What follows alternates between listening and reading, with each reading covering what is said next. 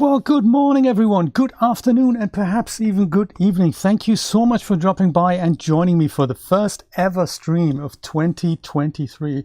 Isn't that amazing? It feels like yesterday that we just did a stream, which was on New Year's Eve. So if you've joined me for that on a very spontaneous note, thank you so much. It is indeed, Danny, absolutely. It's my Lego shirt. I was debating what to wear today, and it is the one with six little Lego guys on there. Totally not, brand affiliated or anything. I just loved it and I thought I'd pick it up. I've got another one with a large Lego guy on there. Perhaps one day, maybe this is actually a really, really cool idea for an exercise stream. Maybe one day we should model a Lego figure in Blender and then bring it over into Daz Studio and see if we can, rig it up and stuff. That's going to be a bit of a medium complex project, but that sounds perfect for a Daz Plus stream.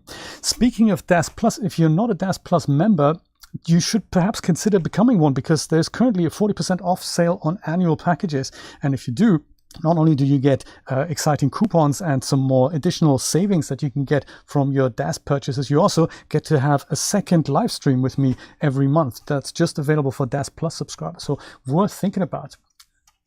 Today is all about, well, I was going to say Valhalla, because we're going to have a look at the Ivar. Oops. That's not what I meant.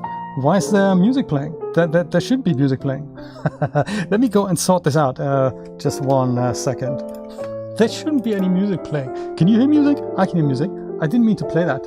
Let me just quickly, ignore this bit. I'm going to go on to... That should be... there. No music.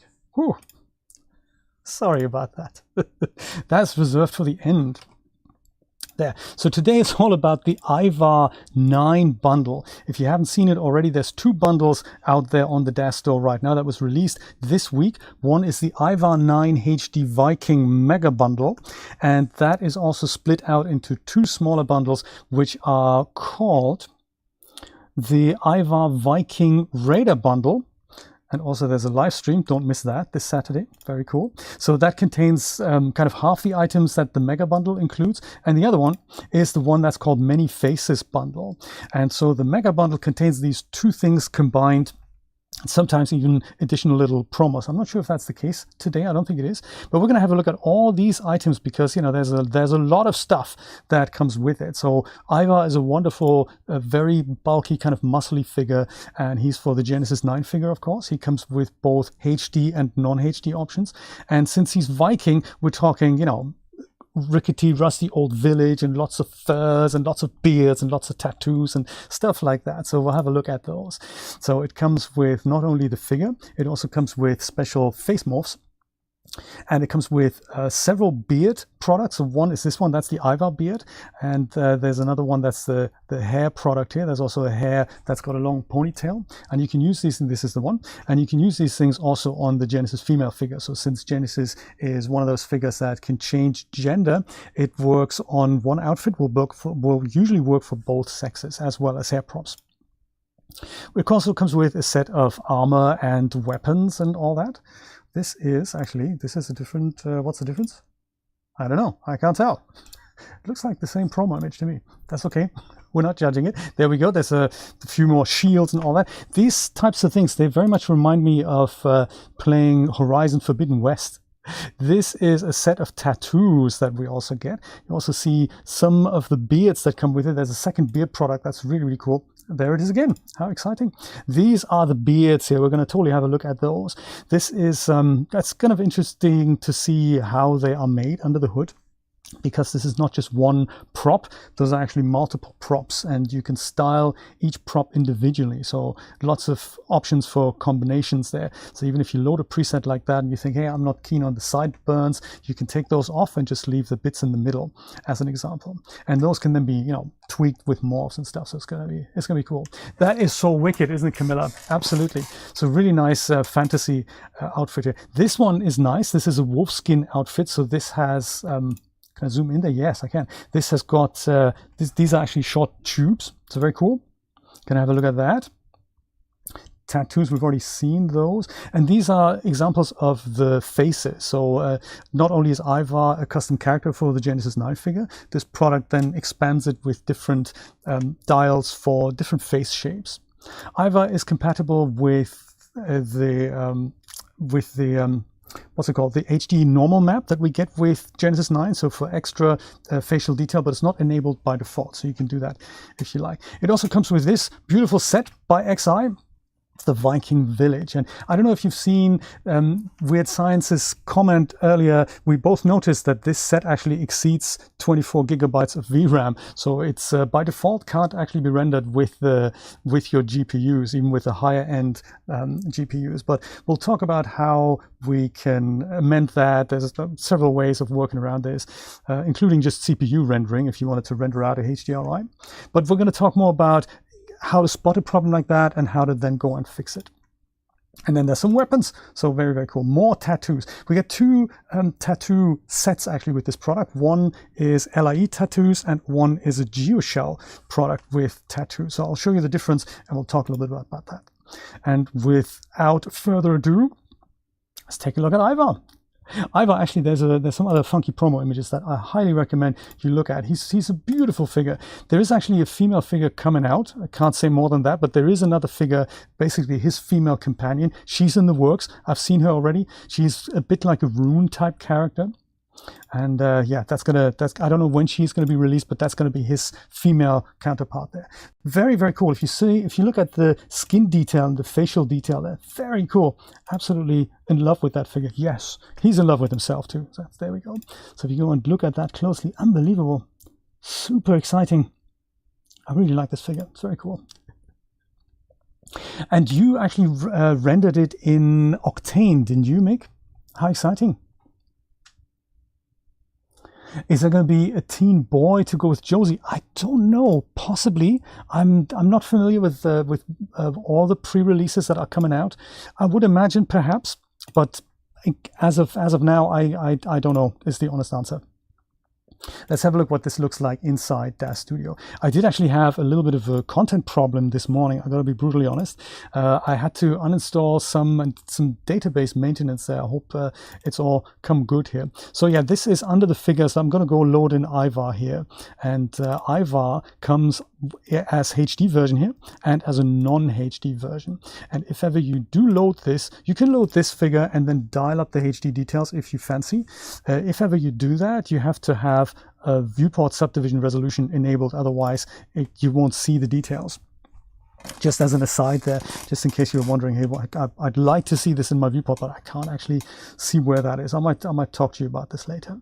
Ivar, so on my installation, and I don't really know why, loads without materials. So he loads as a gray character, and then you have to apply materials. Danny, great idea. Since it is a dual gender figure, that is a good idea. This is how you can actually go and create yourself your own custom teen boy figure. You just dial Josie out, and then you just make your own teen boy from the Genesis, from the starter essentials and the body shapes. That is a good idea. That is a great idea. So Ivar in gray, with the materials, we go and have to load this one here. I don't know why there's no icon on there. Should be, but notice these are hierarchical materials. These are materials. These are hierarchical materials. If you're not familiar with the difference, we're going to talk about that later. For now, I just double click it and it should load some skin on Mr. Ivar. Kia ora. How's it going? Kiwi, how's it going? Dark Age outfits. So Kiwi, if you don't know Kiwi is an artist who dabbles in Daz Studio as well as Unreal Engine. And this is literally right up your street, isn't it, Kiwi? So I know that you've shown us many pictures on your work about not so much Vikings in particular, but this sort of age, medieval type age, lots of armors and medieval houses. So wonderful to see you, buddy. So okay, that's him. He comes by default with eyebrows. And if we go and load him, if we just switch this over to iRay, let's see if we can see some of that exciting detail there. I'm going to use the default ruins HDRI that comes with Daz Studio, and I'm just going to crank that up to a little bit higher. Maybe it's too much. 2 might be just what the doctor ordered. It might be a little bit too bright. Oh, we're okay. We're okay. So if you ever wanted to preview HD morphs in the viewport, so without pressing Control R or heading over to the big blue render button, you can go and turn up the subdivision resolution in the viewport. So what you need to do there is select Mr. Ivar and then go to General up here on the Parameters tab, that is, and under Mesh Resolution. You see that here? This is sometimes confusing to newcomers. So the render sub-D level is set to 3, but the viewport sub-D level is only set to 1. So if there would be HD morphs that you dial in and you don't quite see them in your viewport and you think, what's going on there? Is my computer broken? Is Daz Studio broken? That's not the case. This needs to be set to the resolution of the HD morphs. So right now we don't have anything in HD, but if I go and if I were to dial that up on him, then I would see additional wrinkles here. Let me see if I can do that on his masculine. There we go. Ivar head, and here's Ivar HD details. So if I go and crank those up, then there is a change, but we don't really see a major change in the viewport, and that is just because they are not shown. So that gives your computer a bit of an easier time to perform. So if I go back here to Parameters, Mesh Resolution, and set this also to 3, then it takes a little while for that to catch up because the mesh is being subdivided 2 more times. And when I do that, now you get to see all these additional wrinkles here and all the additional HD detail. And then if you just let it cook a little while longer, then you can see all these beautiful skin details here. So it's just a matter of letting iRay, do its work, and that's the difference between the HD type figures and the non-HD type figures. If you don't render close-ups, this is not all that important, but I just wanted to mention it because the question came up a couple of times recently, so I thought, I'll better address this.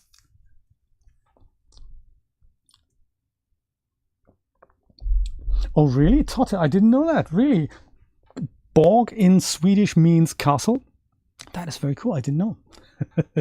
And Mr. Nico is here. How you doing, buddy? And Nancy is here. My goodness. So nice to see you all. This is really, really nice. Really exciting. Just for performance purposes, I'm going to go and set this back to its default of 1. And I'm also going to dial off his HD details just so that my computer has a little bit of an easier time. I hope that makes sense. Yeah, I'm going to set this to 0, and then his head and his body is still there.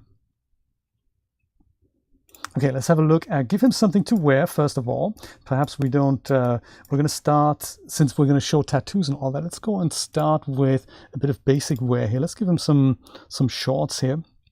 Maybe these ones here. G9 base shorts. That should, give you a bit of modesty here. I like it, I like it. And let's start with my favorite product, which is actually hair. So hair for Ivar. We have several options here. The first one we're going to look at is this one here, the Ivar beard. Let me go and break that out just to show you a little preview here. Beautiful promo renders here. I really like that. Very nice with all the particles in the background. So the beard, that's just this part here, and that is a standalone product, the Ivar beard, and it has different materials, of course, but it also has different adjustment options. So if this is too long for you, you can totally change that. Like this, we can see it here a little bit shorter. I'll show you how to do that. This is also a bit shorter than the default, and this is really short now, so it's almost just like a stubble. So kind of nice, almost like my beard. Is it a beard? I can't tell. Let's take a look at it. The Ivar beard. I'll leave this in iRay, so let's just hope this works, and we're gonna find that under hair. And here it is. Mine doesn't have an icon here. I would imagine maybe that's an update that's coming. And here's one attachment that's called Ivar beard. So double click with Ivar selected. Double click that. And seconds later we have beard for Ivar. Good to see you with a beard, buddy. So to show you where the adjustment options are, I'm going to drop back out of iRay just so that we have an instant preview there. But to just preview some of the materials here, let's go and head over this.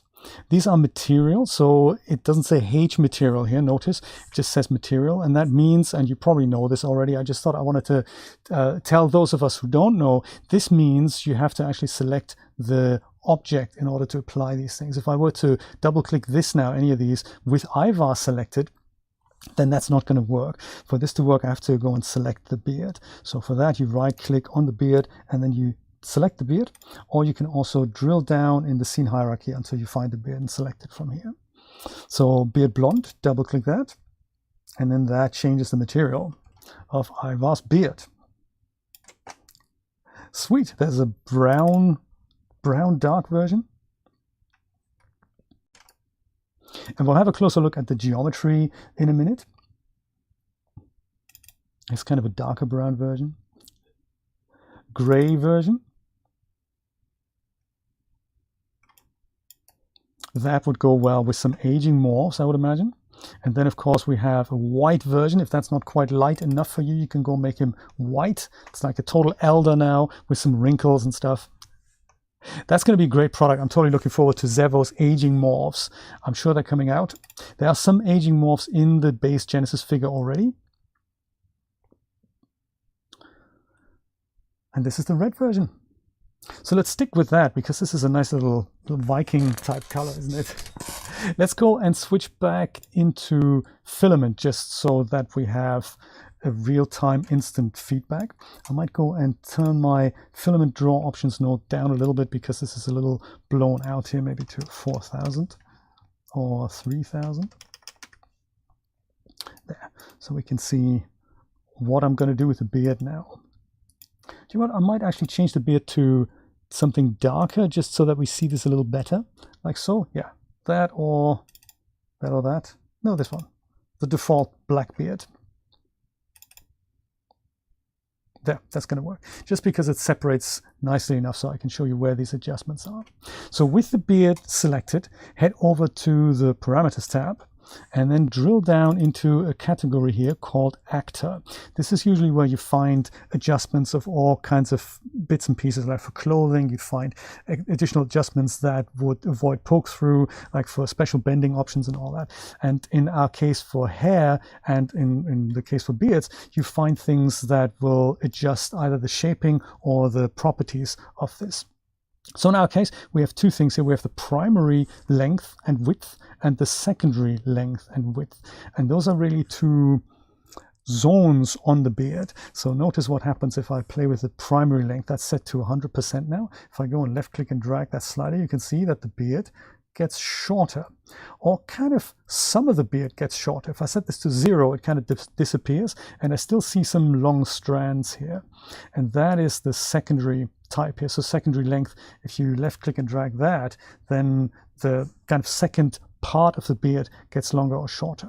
So this means you can go and adjust these things independently. So if you go and want to just take down the secondary length, you have a less scruffy look. This looks a little more like a trimmed beard, slightly shorter.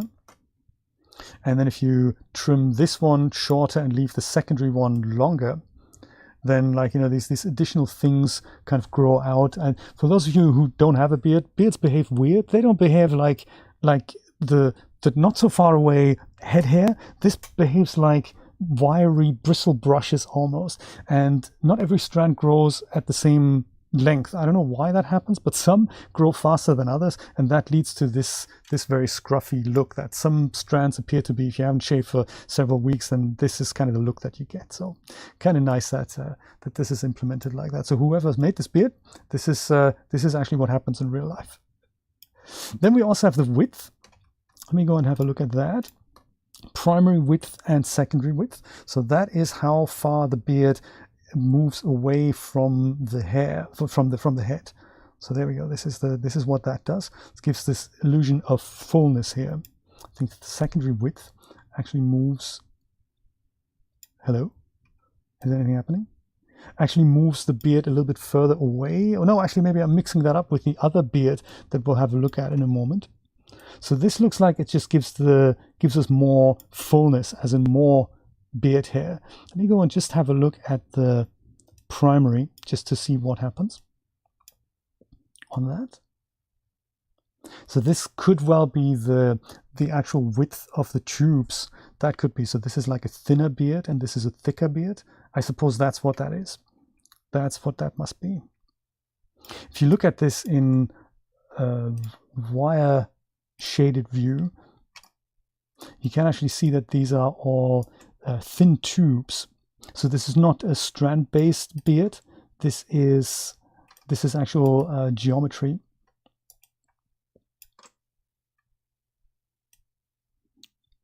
Which is neat.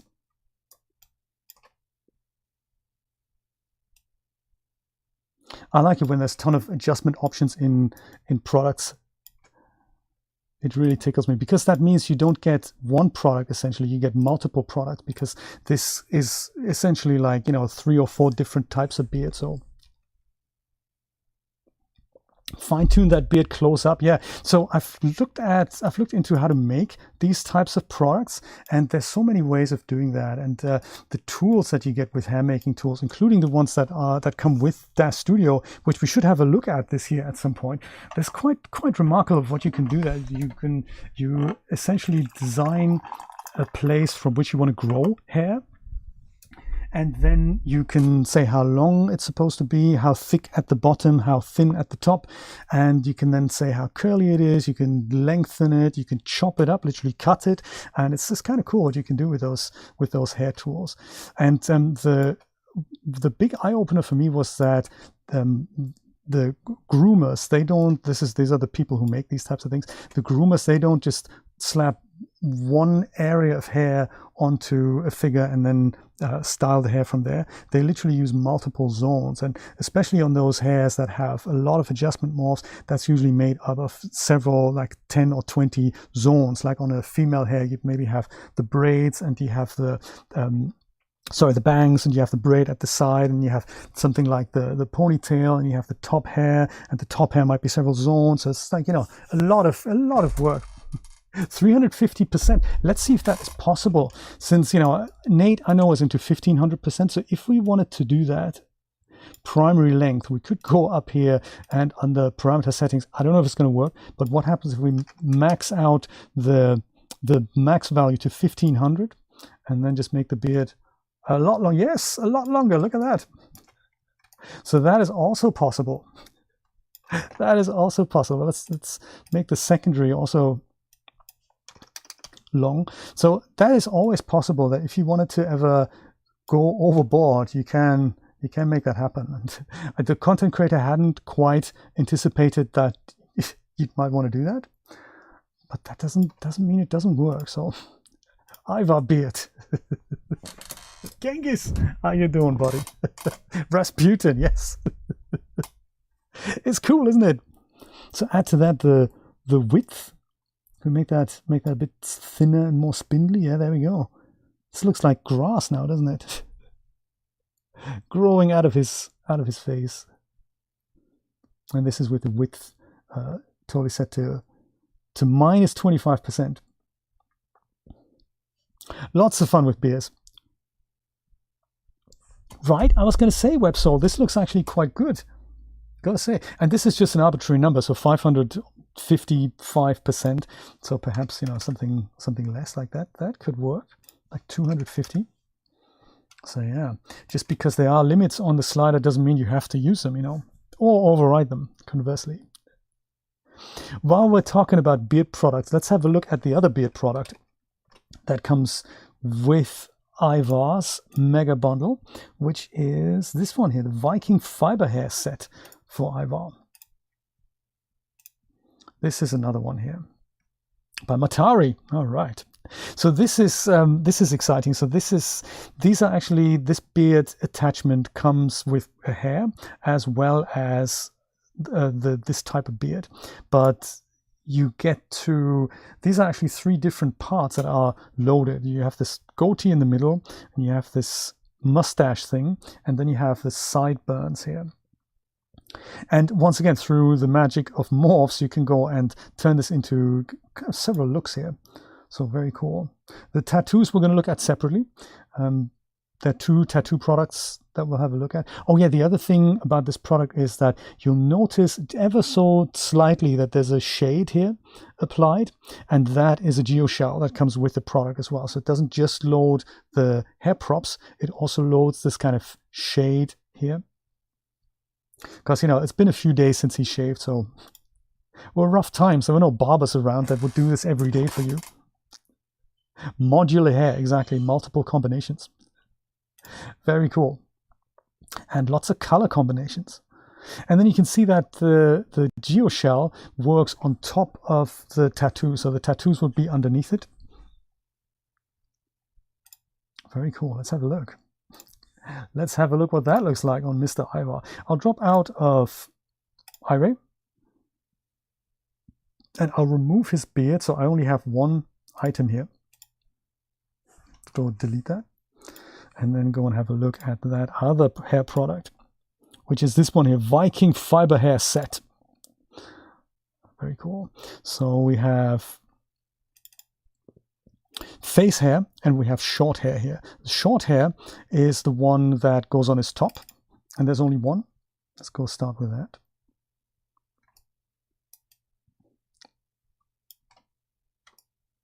There we go. And it's called, in the scene tab here, it's called the crest hair.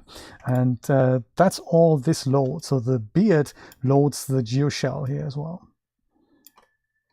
I've not actually checked out if there are any adjustment options for the hair.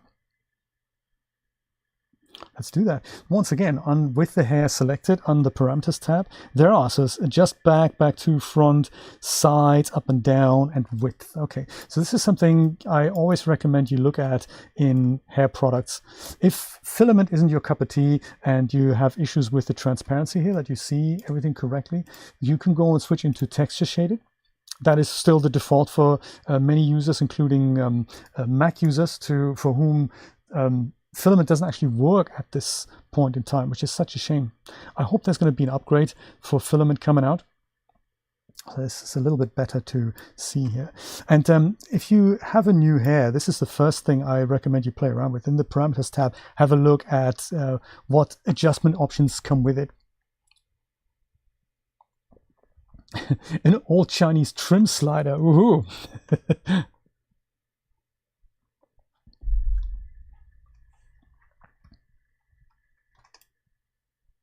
Oh, I don't know that one, Camilla. Interesting. I use it all the time, Matthew. For me, it kind of works better than this. I do enjoy having the additional options there, but it's not a one-click solution. So I suppose what makes this difficult is that the shaders aren't made for Iray. None of our shaders are made for filament. So there has to be this translation process, and that is, you know, not without flaws right now. So the filament render engine itself is actually very good. It's just the way that the Iray shaders are translated on the fly, and the lights, and no mesh light support and all that. Let's see if that's coming. That's certainly on my wish list. Okay, so here, hair width. There we go. We can make it Mohican, a bit more pronounced. Very cool. And then the volume, if we want them to have a little bit more hair. Different type of characters that we can build. Adjust up and down, so that probably goes well with different head shapes. If ever you think the hair is intersecting with your hair cap, or it seems to be floating on top of it, that's where we can adjust that. Just to the right. If there's a little bit of wind blowing, and to the left. Imagine two types of hair on the top. Adjust the sides. Oh yes, I see. Good stuff. And once again, if you see a tendency that you like, don't be afraid to disable limits on these sliders or increase the limits that are on there. Adjust the front. Very nice.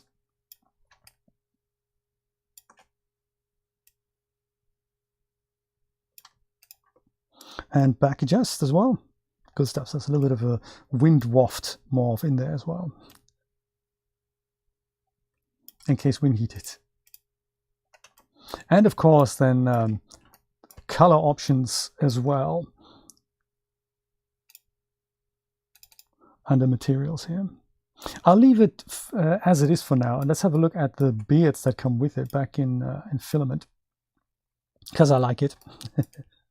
I like previewing the normal maps, and the main thing that if you wanted to try out filament and you think, hey, this doesn't look right, add yourself a filament draw options node here from the create menu.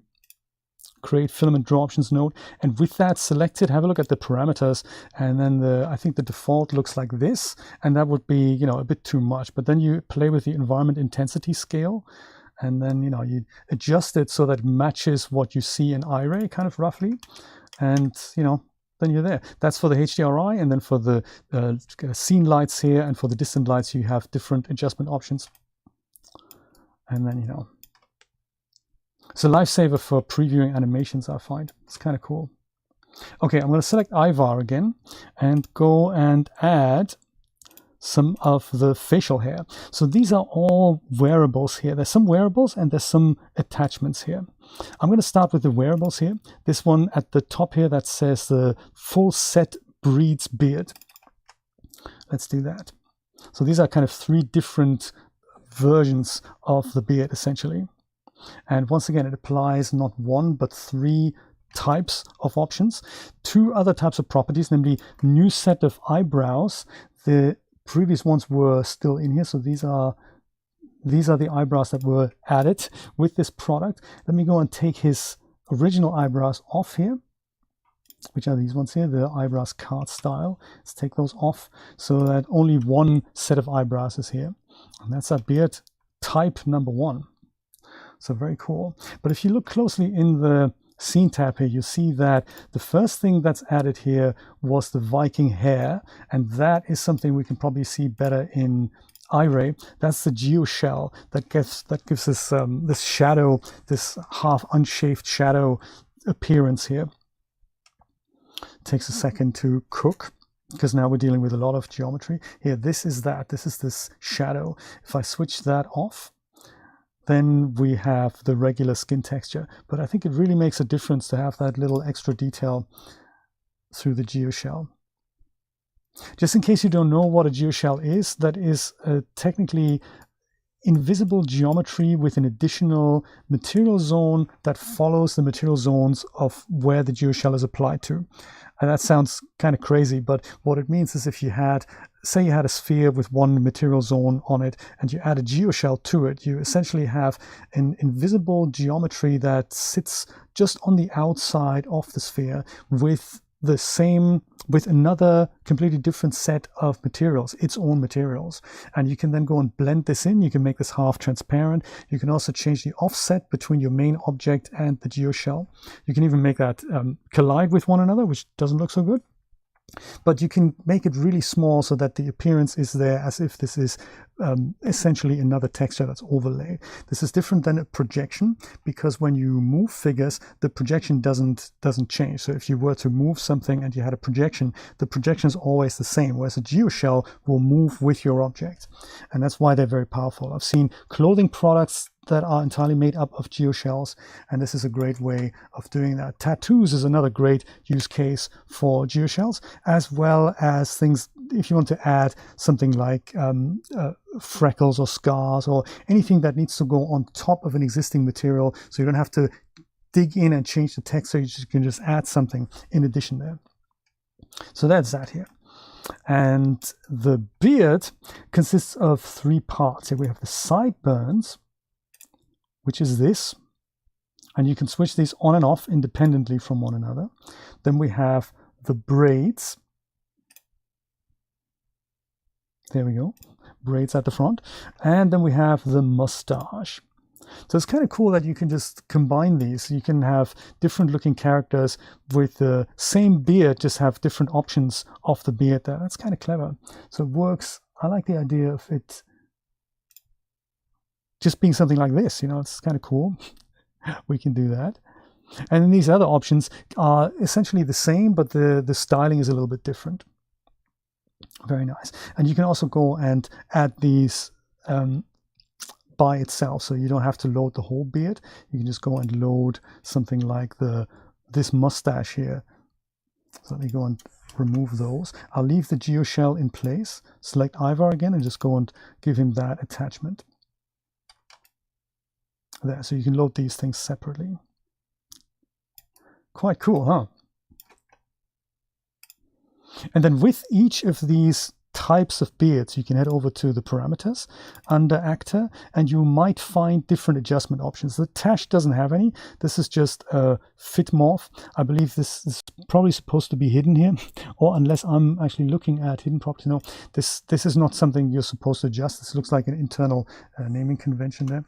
If I go and load the this beard here, full braids with the 3 different zones. I think it might actually load a second geoshell now because I didn't delete the first one. See if that works. Then you'll see other, yeah, there we go. So second geoshell, that was my mistake. So now you see different adjustment options in the different parts of the beard. So like chin, for example. Let's go and have a look at that. Under parameters.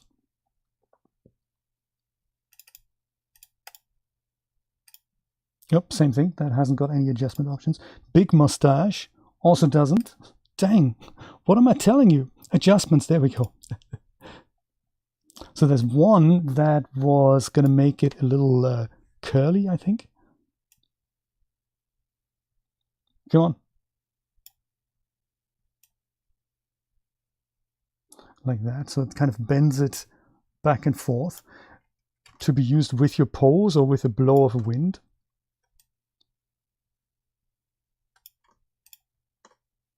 Adjust it to the left.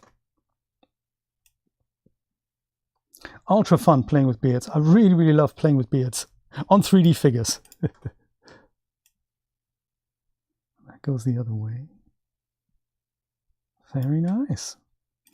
Here's the volume. Make that a bit thicker or thinner. So endless hours of fun. And then, of course, all of these have materials as well.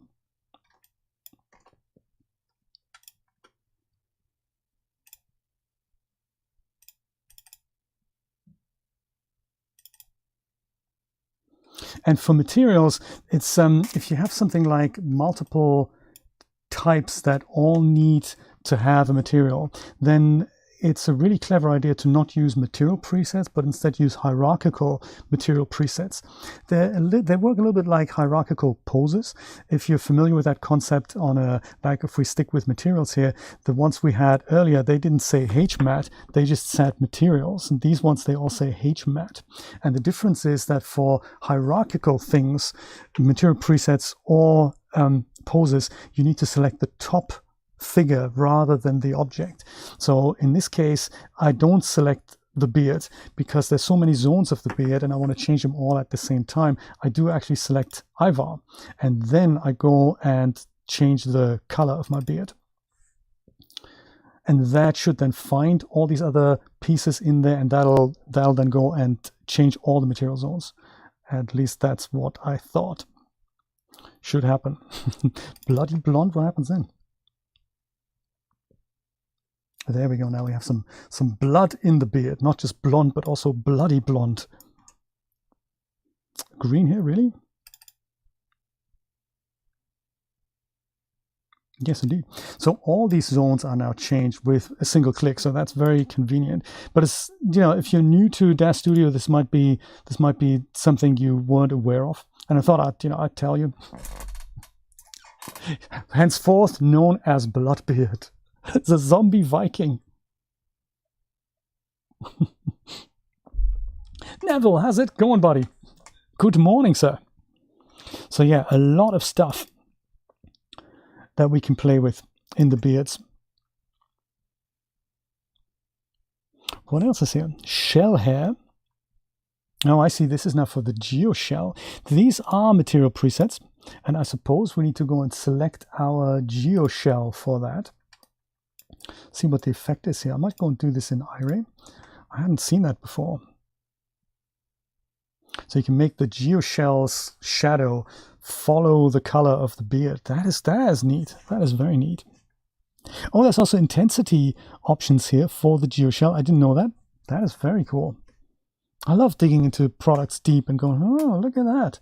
That's neat. Takes a little moment to cook.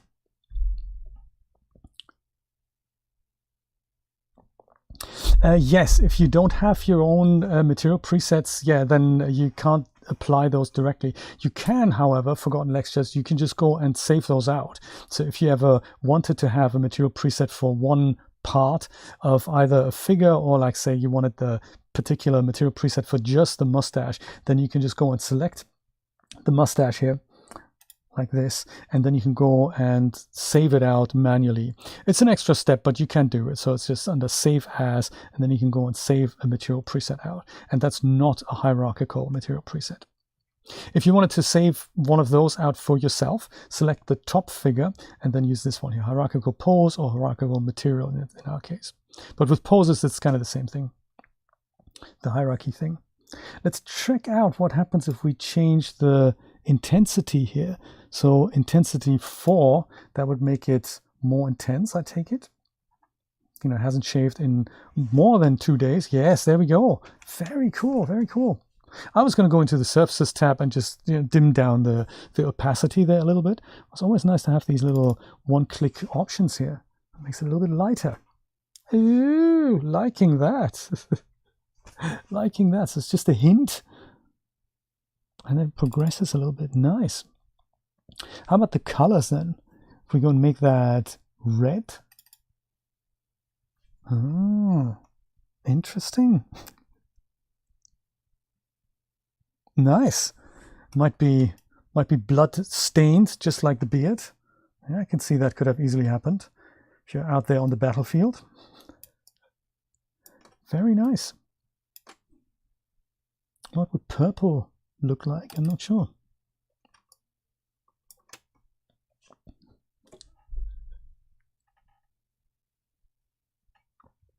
Interesting fashion choice. Interesting fashion choice. Well, I suppose we have purplish type hair, so that's nice. Endless fun, endless fun. They remind you of metahumans. Ooh, interesting. Daja, how's it going? Good to see you. I haven't played with metahumans in a while. I've played with them when they came out. I was lucky enough to get an early access invite, and I was very impressed. But there were very few adjustment options, and it was a little bit much for me. I was thinking, oh, this is it's something else to learn. I never got around to doing that. Oh yeah, and then we have one other type of material here to change his little silver bit at the front here. It's chin braid that comes in silver or gold or black. So that's another nice option to change that. That is probably what happened.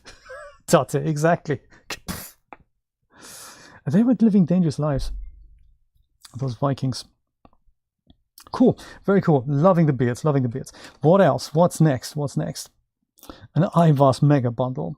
We have this hair here. We can have a look at the long hair while we're talking about hair. There's this, and then we'll have a quick look at the alternate face morphs while we're looking at the faces here. And then we'll have a look at the tattoos next. So let's do that. Let's have a look at his long hair here. The D-Force long ponytail set for male and females, of course. And let me go and get rid of the beard now, because it is rather heavy. Every time I change something, we have to kind of wait a few seconds here. We go and take that away, including the Geoshell. The eyebrows, I'm thinking they're kind of cool. They can stay. Oh, and I've actually accidentally given him 2 types of hair. I didn't mean to do that. Sorry, Ivar. Get those purpley gruesome eyebrows there. And let's have a look at that hair product. Conveniently found under hair. Here it is. Garcia D-Force long ponytail for Genesis 8 as well as 8.1 as well as 9. So 8 and 8.1 males and 9 male and female. Very cool. So let's go and use this. Also comes with a little goatee beard. I didn't even see that. Very cool. Glad I'd taken his other one off. 5.3 gigabytes in total. That'll be the textures on the Viking Village set, I suppose. Thank you, Brian, for the link. Very nice. Let's see what adjustment options we have in that in a second. Let me also go and add the beard here to my man Ivar. There we go. Yeah, facial hair. You might notice that if you go and the moment you apply it, and it kind of depends on how dense the geometry is. And let me just go and do this again. The moment I apply it, it might not be in the correct position. And then there's this little yellow bar in the bottom right corner, and that calculates a bit, and then it just goes clonk, snap. And I think that is some additional calculations that has to do with Daz Studio figuring out where the outside of the figure is so that it can follow the contours of it. So sometimes you have this with clothing as well, and it takes a while, sometimes up to a couple of minutes for that to calculate. So once it's there, it's good. But if you're ever wondering what that is, that's something to be aware of, especially if you do batch renders and you load like automatically have a script load a scene and then immediately render it. Man Friday's render queue has this option that says wait a certain amount of time until you start rendering so that this doesn't get rendered incorrectly. Just something to be aware of. So very nice. Let's have a look at adjustment options on the hair. So from what we've learned then, we go and select the hair, this one here. Oh, that hair actually comes with two sides. So we've got the base hair, and then we have the ponytail separately. That's interesting. So ponytail is that, and that is attached to the main hair. Just a total aside, if you ever needed to, so this is a good example. If you click the eyeball icon, it only hides the top, but not the bottom here.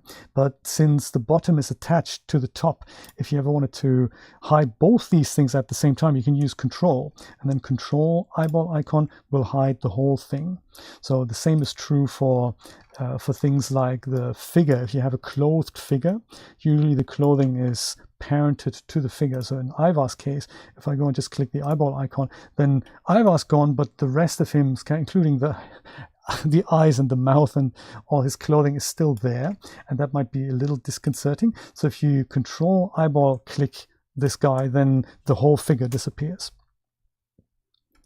Just in case, you didn't know that. Always good to repeat it.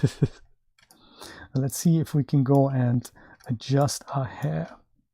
We have materials, of course. Sometimes hair products also have one-click posing dials that you say, make a hair shape that wafts to the left or wafts to the right. You sometimes find one-click dials here, but it looks like we don't have that here.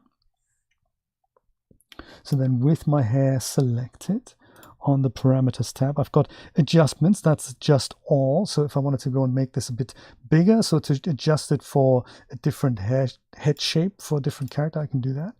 But for making adjustments in the ponytail, I guess I'm going to have to go and click this. And then we're either going to find adjustments in here. Oh, there we go. Compress ponytail base and the tip. How long do we want this to be? Do we want it longer? Very cool, look at that. Or do we want it shorter? Do we want it straighter? Ah, sweet.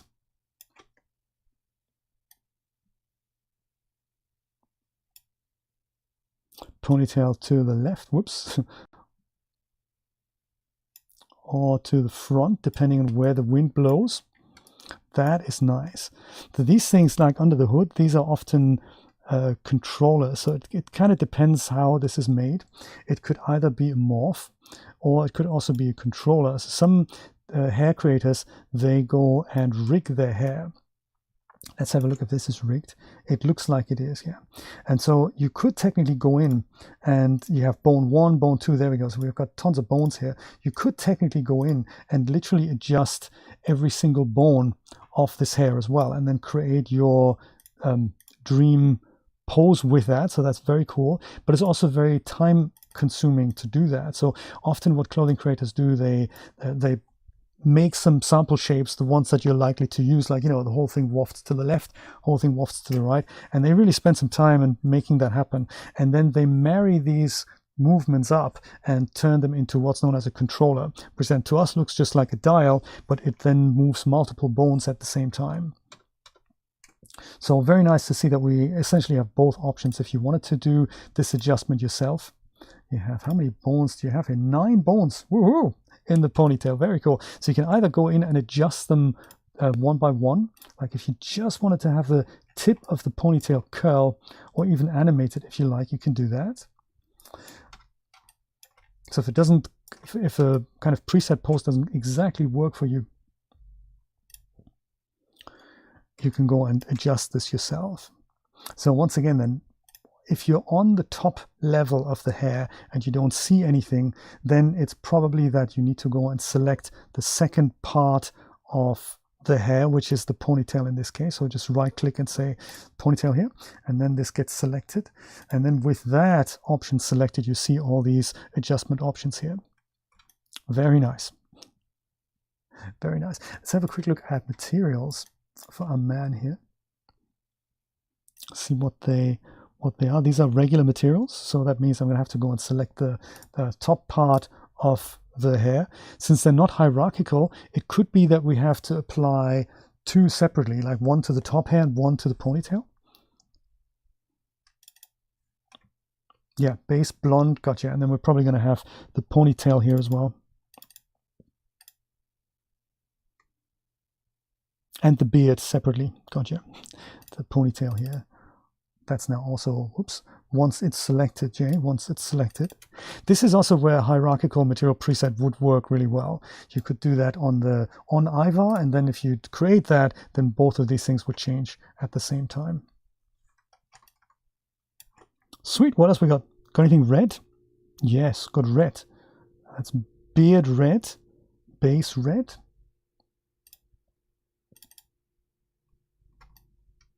That's red, really? It says it is. Sometimes preview doesn't quite show it.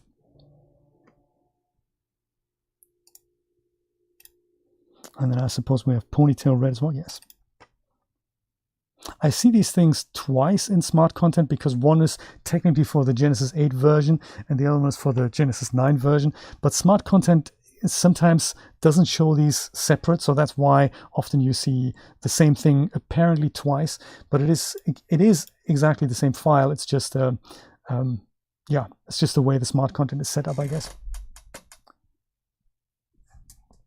Ina, what a great idea. This would be the mane, wouldn't it? This would be its tail, wouldn't it?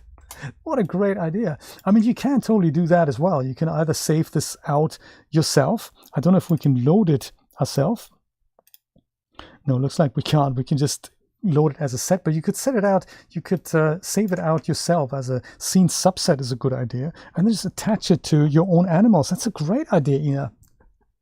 Have you played much with the Horse 3? It kind of came out at the right time, wouldn't it? Because with Ivar and with the Viking bundle, you now have the horses as well. That's kind of cool. Very cool. The horse, actually, there is another product that'll come out at some point, and that's going to be a full Daz 3 horse bundle. They kind of early access released it with the reindeer, so that's based on the Daz horse, but it's not the full Daz horse product just yet. So that is, I think that's still in the works, if I'm informed correctly.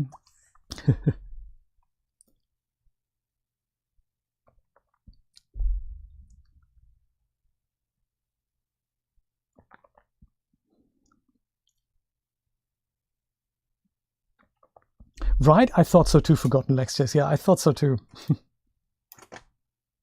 So there we go, that's him here. How about the beard? Is there anything we should have a look at in the beard? How have you guys been getting into the new year? How's the new year treating you so far? Let me know. I have mainly slept. I have slept a lot. I've been feeling so tired. And I'm slowly getting back into, you know, let's do something in the new year. I made a nice little scene in Blender this morning, just as a practice set. That might be good to expand on that in the near future. I've recreated the introspector from a game I'm currently playing, which is very nice. Let's take a look at the beard. So beard, separate option here. Parameters, and it looks like we don't have anything. Nothing to adjust. That's okay. That's okay. But we do have materials for the beard. Namely here, white beard, or let's make it follow with a red beard. Oh, that's nice. Red hair with a white beard. Interesting. Make it follow with a ginger type beard. Yes, liking it. Very cool. It is! WebSoul, it is, Jeff, it is already, absolutely. That would be good, WebSoul. I totally agree. That would be good. I think it's mainly, so the reason why this happens is, and in this case, it doesn't really matter which one you tick. So if you, I'm going to use the first white one, for example, and that'll work just as well as the second black one or the first black one. They both work, says Jay. Does it? No, it doesn't. Dang. If you ever, it should, but then when it doesn't, that's quite interesting. Oh, it's because I'm using the ponytail. Duh. Obs. So let me go. The first Blackbeard icon works, and the second Whitebeard icon should also work. It does. Good stuff. So if ever you're in doubt, you can always go and open this little info palette at the bottom right here. So this is, if you open this up, oops, open this up and then go under info, and then with any of these things selected, you get the full name of what this is called. If you're not using smart content, like here, that's the difference. Basically, it's a different file that's called, but because the geometry is likely the same between generations, it's just a different fit morph there, so the material zones are probably identical. If you're ever in doubt in what these things are, you can open this little info icon there. If you're using the regular content library, you don't really have that problem, because there it'll just be in a different folder. There'll be a Genesis 8 folder and a Genesis 9 folder, and so those two files will be in different locations entirely. And smart content, it's sometimes the way this is set up. It also has to do with the naming convention. Double click to just minimize that. Yeah, it has to do with the naming convention there. The creator could have put something like G3 in there. The store personnel may not have liked that, so it's, you know, sometimes it's political. Yeah, but that is the reason why this sometimes happens.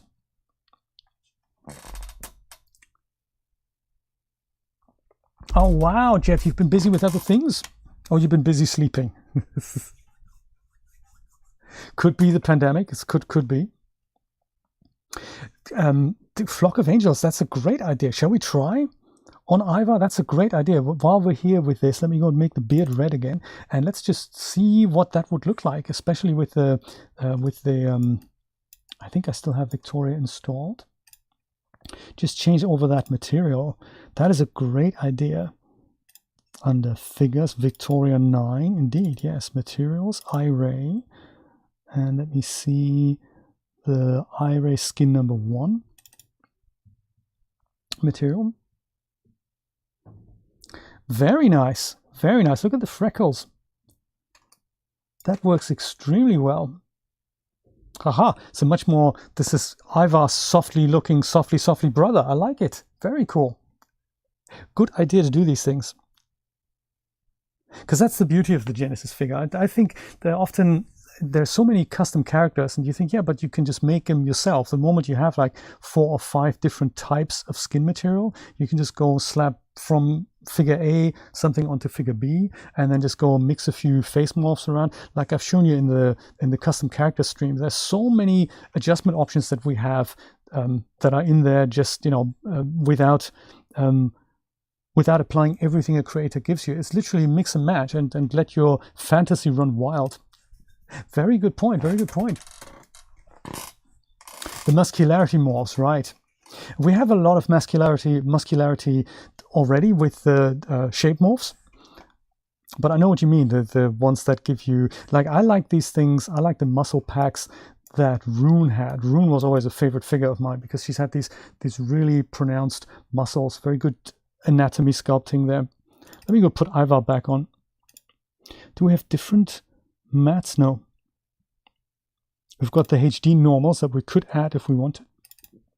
I'm just going to go back to Mr. Ivar here.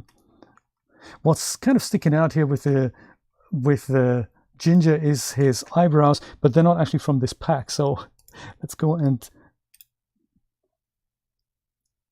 turn them into kind of ginger eyebrows as well, just to complete the look here. They could be bloody, couldn't they? Do we have eyebrow materials? Maybe it's kind of this. Is that it? Will that work with the H material? I'm not sure if we have a red. This one here, maybe. Is that it? This is where what Forgotten Lectures was saying. This is where it might be handy to have just a material preset, a plain material preset, just for the eyebrows, because this doesn't seem to take it. Does it? No, it does. It does. We just don't have the correct shade. Let's take a quick look at the face morphs that come with the Mega Bundle. These ones here, Ivar Kinship alternate face morphs. And I'll have a quick look at what they look like and where to find them. So they come as both as one-click options as well as slider. So this is actually great. Something we just mentioned, that you can mix and match these together, so you don't have to use either of these options like discretely. You can just go and mix and match them, and they come with and without HD details as well, so quite nice. Let's have a look at them. I'll do this in filament again, just because that's a little easier, and I might go and take the hair off. Ding. So here's Ivar's face, 100% Ivar, and the product in Smart Content comes under the under shaping. There we go. Ivar 9 Kinship bundle, and these are the one-clicks. So you get one for reset. That's quite nice if you've played with them and you just wanted to reset it to whatever your Genesis figure looks like right now. Not so much is it Ivar or not, so it could also be you can add them into something like a different figure. So if you had Victoria and you add a little bit of the Kinship morphs, then her face will also shape, so that's kind of cool. So this is the reset to just undo any of the Kinship sliders, and these come as with two things. So one is the regular one is the HD one. Pretty much what I explained in the beginning. If you wanted to preview this, you have to go and under the parameters tab here under general, you have to make sure your mesh resolution is set to at least 3, sometimes higher depending on how high the HD morph has been sculpted. But if I just go and stick with these ones here, I'll go and have the first one. That is one face, and when you click the second one, the first one is undone and only the second one is applied. That's how these one clicks work. So this is the first one again, and this is the second one, and here we have the third one. He's been on the battlefield, hasn't he? And then we have the fourth one, and then we have the fifth one here. Very cool. So if we wanted to have a look at the difference between, let's stick with this one in number 5. If we wanted to use the HD one, essentially under the hood, this is an additional slider that gets dialed in. We barely see anything. And this one should switch that off again. Yeah, exactly. We barely see anything. And that's just because my viewport is still set to 1. It would come out in the render, but it's not going to show in the viewport until I set this to 3. Wait a second. See what happens.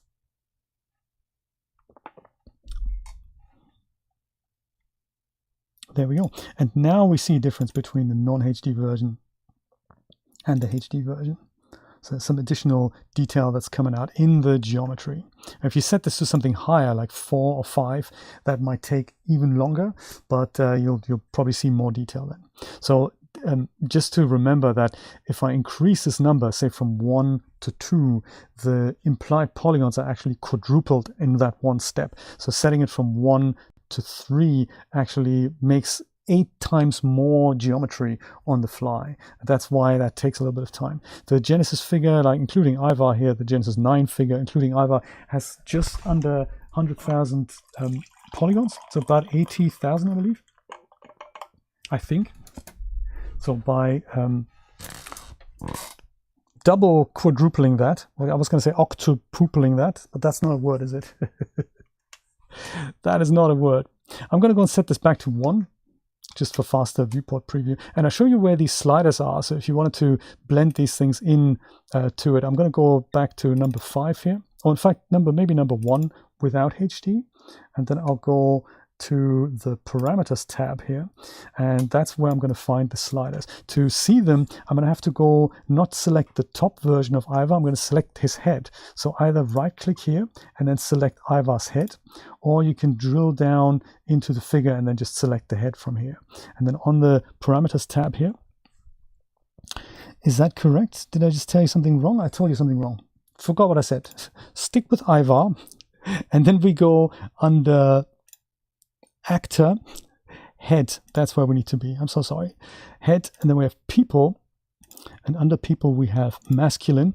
And sometimes creators would put like a new category in here for these 10 sliders that might have been a good idea, so that we can filter them out. Another easy way to find what you're looking for, if you don't really know where to look, I always recommend that you go to the top slider here with Ivar. That would essentially show you everything on the parameters tab, and then you just filter this out. So in our case, we know the product is called Kinship, so you can go and filter kin and then maybe ship out, and then you have everything that Kinship has to offer. There's other bits and pieces here, but if we type in, we type in Kinship, then that works here. This is a powerful search field, so if you ever have something where you think, yeah, I know it ends with ship, but I don't remember what the first thing was, you can use these filter options there. So you could say star, and then you could say star, and that means ignore everything up to here and then try ship, and then this will do that as well. I don't know if you leave that out, will it still filter that out? Yes, it will it'll filter that out even if you leave that out. But in case you have anything that starts with ship and then there's other letters that you don't know and it ends with something else, you could say ship star 2, and then it'll only show you anything that has ship as well as a number 2 in it. So that's kind of nice to know about that. So this is how you can do the sliders in here. So you can either delve down here, or you can just search for them, and then you can see that the Kinship 1 slider is set to 1, just like what this thing has done. This one click, and if I go and double click the second one, then we get shape number 2, and that has now dialed down slider number 1 and dialed up slider number 2. So since they're sliders, you could go and dial this kind of down to maybe 40%, and then maybe we want the number 1 slider dialed into another 40%, and then you can have a mixed pickle between these things. And just like that, you can also go and say, hey, maybe I don't even want Ivar's head shape. You can tone Ivar down, and then maybe just get him to 0, go back to feminine, and maybe go and dial up Victoria's head a little bit. And then, you have all kinds of other figure shapes and head shapes in between. I'm going to go and undo that, take Victoria out of the equation and go with Ivar's head, because he's obviously, in the man of the hour. If ever you wanted to reset a slider, you can go and Alt left click on that, then that sets it to its default value. That's usually 0, but it doesn't mean it has to be 0. Sometimes it's a different number. There. Like in Ivar's case, 100% is the default. So if that was like, say, at 10%, and I Alt click the Ivar slider, then Ivar goes back to 100 because that is its default value. There we go. Head shapes. Kiwi, why don't we have a look? I think it might. So if I say, let's say we're looking for anything that's Ivar, and I don't remember if it was Ivar, so I'm just going to say $var. Does that work? Yes, look at that. It totally works. Or if I say $AR, there we go, Ivar goes away, but $AR should bring Ivar back. Does that work? No, that doesn't work. Okay, now we know. Unless it does, and all these things have AR with 2 letters. No, that doesn't work. Good to know, because if I say just var, I think Ivar just pops up anyway, so I guess the question mark doesn't work. Good question though, Kiwi. It is, yes. It is, Danny, yes.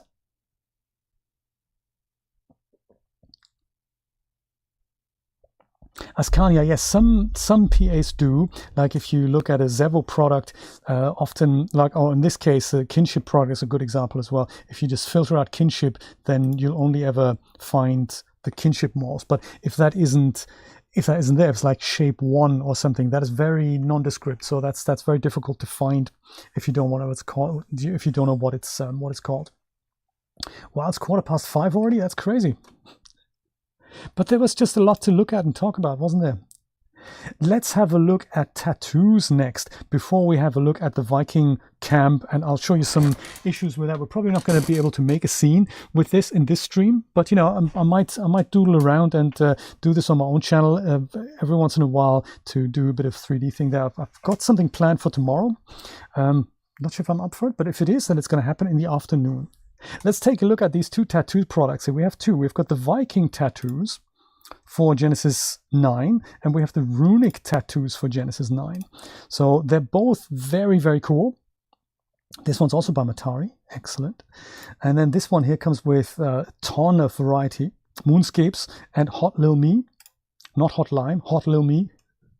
There we go. Inked, man, inked.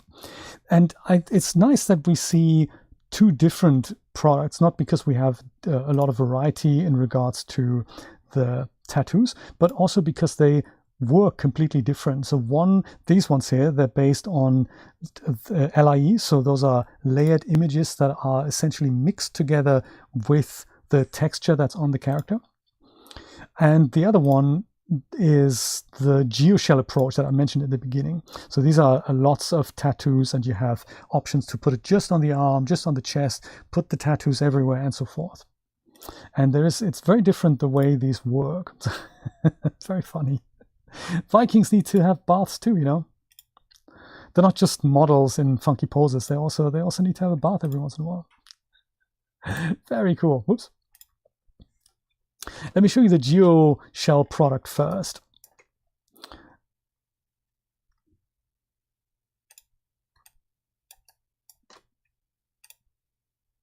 And how that works. So those will be found under the materials here in the smart content, or you can drill down into the relevant section in your content library. I'm going to start with the Viking tattoos here. So double click that, and we have these options. So it's fairly quick and easy to apply, and that is partly why I love it. So we have 4 options plus a reset option that will take that away.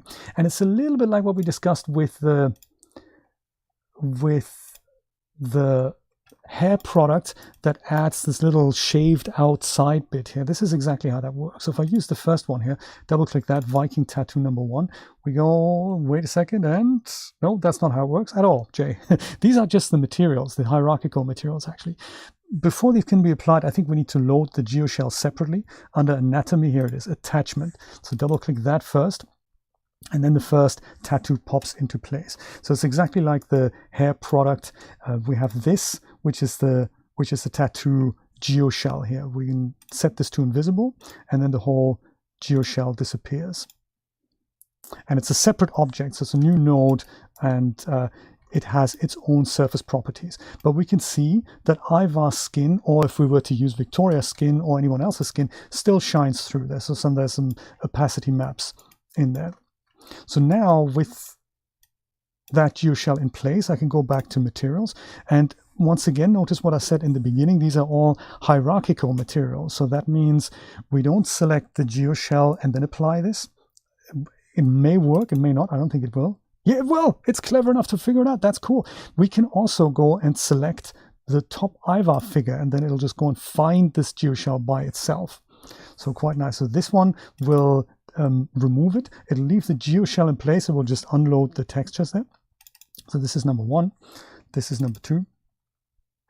That's quite cool. I didn't know that. I thought for hierarchical material presets, you had to use the top node. I didn't know you could also select this one. I learned something new today. How exciting. This is number 3, and this is number 4. So what I love about Geoshell tattoos or overlays is that they load so super quickly. It's a little bit more taxing just under the hood, just so that we're on the same page here. It's a little bit taxing for the render engine because it has to load the whole Ivar skin texture as well as the the new texture that's in the tattoo into the VRAM, and so it it gets a little bit larger there. But on the plus side, they load absolutely super fast, whereas the layered image editor will not do that. So that's kind of better for rendering in that respect, because it only loads one texture into the VRAM, but it has to combine these textures kind of before you start rendering, and Daz Studio does this the moment you load them. So that's why LIEs often take a lot longer to load, because what happens is under the hood you have the normal texture, then you load the LIE preset, and then what Daz Studio does is it'll unload the first texture, it'll take the LIE texture, it'll mix that together, and then it'll write out a temporary file, and it'll go and load that onto the surface that you want to load, and then it sends that one combined texture over to the render engine. So the render engine doesn't have to deal with multiple textures, it only deals with one combined one, but the combination process does take a while, and it's both a combination of reading textures, combining them, as well as writing them, and then sending them to the render engine. So yes, that's why that takes a little bit longer. But they're also very convenient. So performance-wise, the LIEs are great because there's no offset between the geoshell and the body, and there's no potential for poke through. And there's pros and cons with anything and everything that you do in 3D, I guess.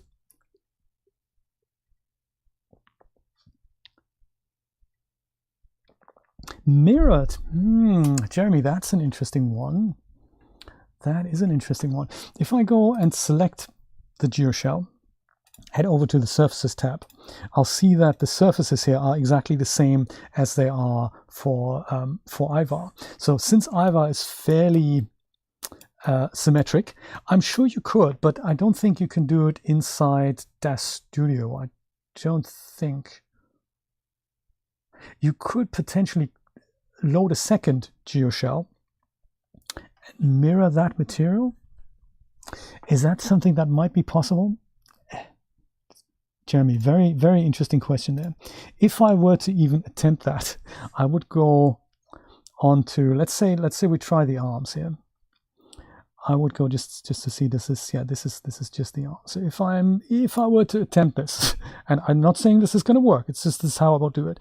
I would go and say horizontal and vertical tiles. I would set those to -1.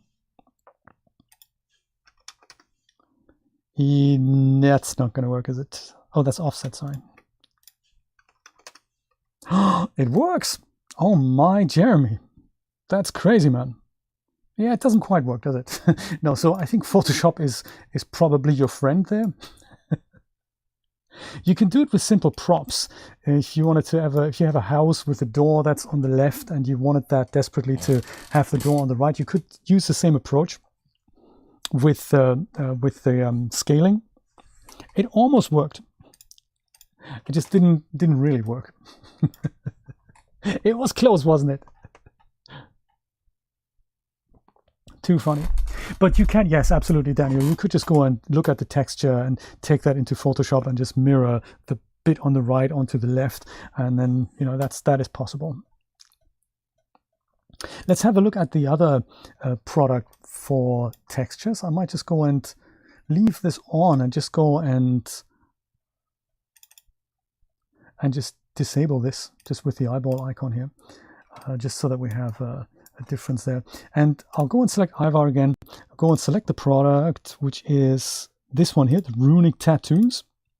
And this one is split into multiple zones that you can use. So you can have, the first one is full, and it says layered here, so that's how you can tell that it's using the layered image editor. Full means each part of the body will have that texture applied, but you can then go and just do something like the left arm, for example. If I do that, double click the left arm, wait a second, as Daz Studio does its thing under the hood.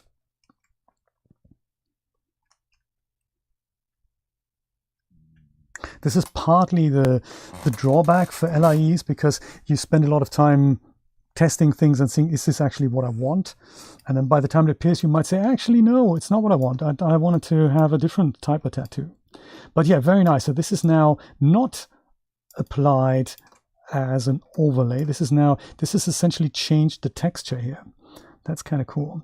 And the layered image editor is accessible through the surfaces. So let me just show you where that is. If we just go and select a surface like the arms, head over to the surfaces tab. Whoops, I was totally zoomed in there, wasn't I?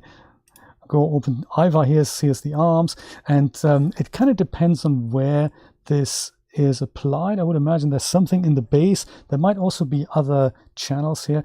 If you look closely at that file name, it sits in a temporary directory. So in my case, it's app data roaming, and it's kind of a temporary directory in which Daz Studio has kind of saved this image out. But what's happened under the hood there, it would have taken the Ivar file, then it would have taken the one that was specified in the layered image editor, loaded both of them, combined both of them, saved that out, load that in, and put it onto the arms. And that's why there was a bit of a delay.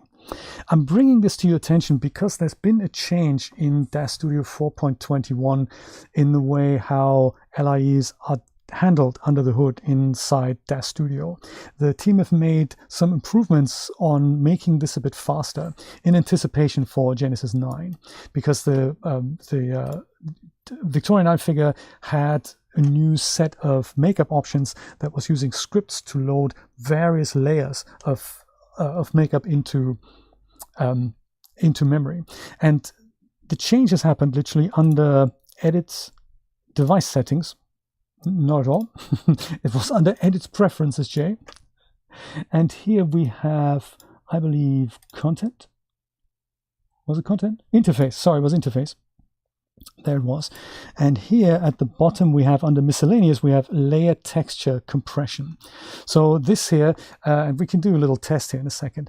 This here has a slider now, and in Daz Studio 4.20 and below, this slider wasn't there.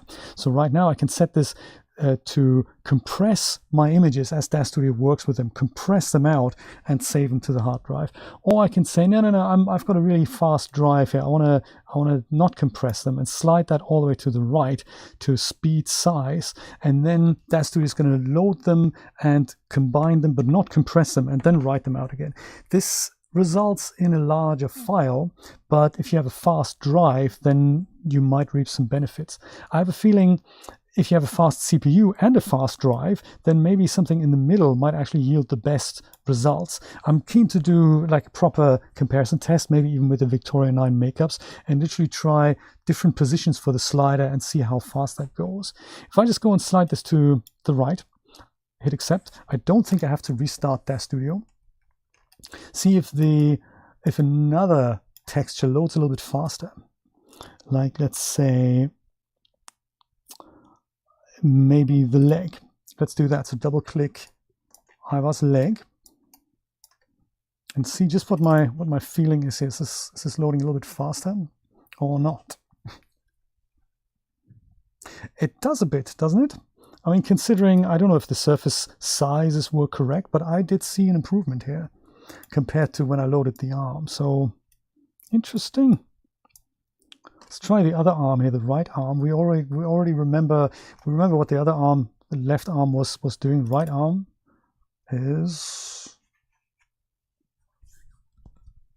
Shamal, brother. There we go. It's a little bit faster.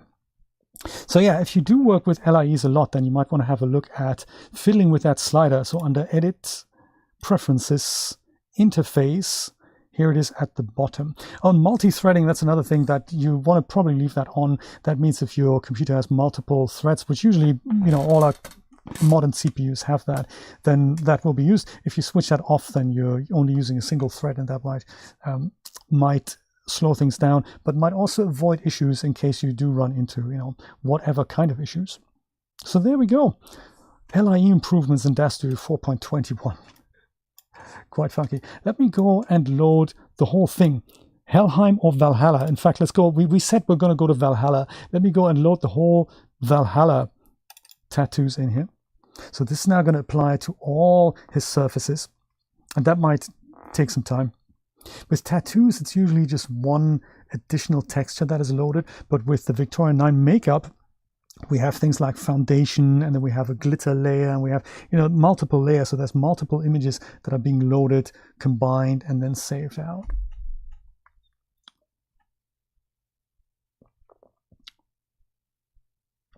Nice to meet the Queen Julia. Yes, absolutely.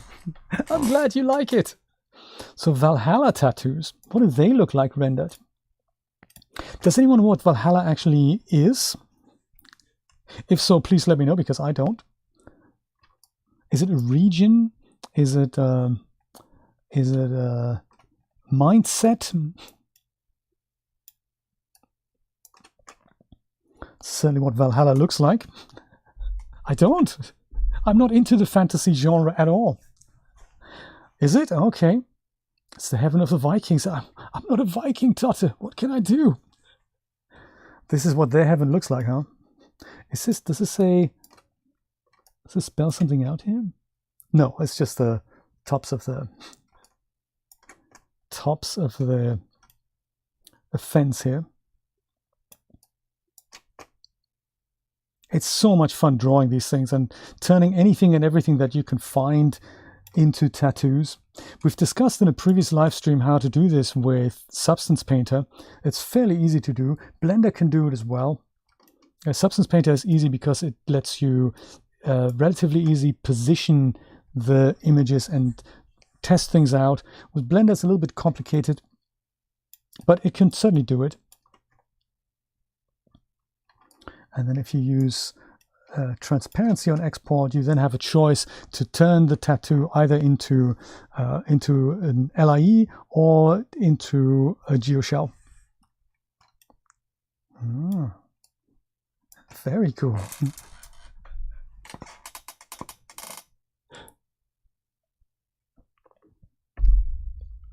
They're so final, aren't they, Ascania?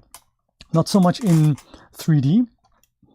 Because in 3D you can say, yeah, I don't like that, I'll just remove it. But if you do it in real life, you go, yeah, I'm stuck with that anchor tattoo on my upper arm forever now.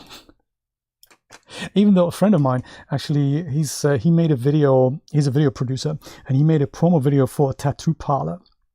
And on that occasion, he got some tattoos himself, and he thought, no, it's don't worry about it, Jay, because in this day and age, you basically there's a different way of just getting rid of a tattoo, and you can just over tattoo yourself like multiple times. I was thinking, I'm not entirely sure if that is correct. I'm sure there's a limit to how much your skin can take. Oh, best thing in Valhalla is Sarima, the pig they eat every night. And then it reappears in the picture in the morning. Really? How interesting. Paul, how's it going? Interesting. No, I hadn't heard of that. Well, I got to read up on Valhalla, clearly. That's also true, yes. That is also true. So, we spoke about tattoos, we spoke about beards, we spoke about hair.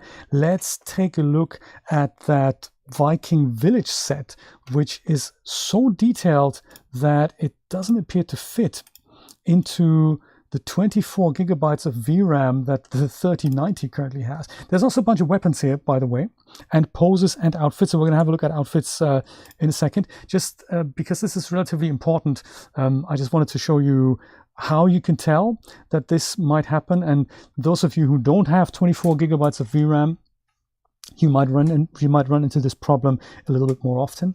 Let me just go and do this here. I'm going to go and switch this over to filament, and we might take Ivar out. Let's go and take Ivar out completely and just go and load this set in, and I'll show you the problem, and I'll have a look at how we can avoid it in the future. This, I don't think, comes with a light set, and I don't really want to use my plain HDRI. I think I want to go and use the sun and sky inside Daz Studio. So I'll show you how to set that up as well. Beware giants, okay. Oh, have you, Camilla? How exciting. Endless baking, yeah, absolutely.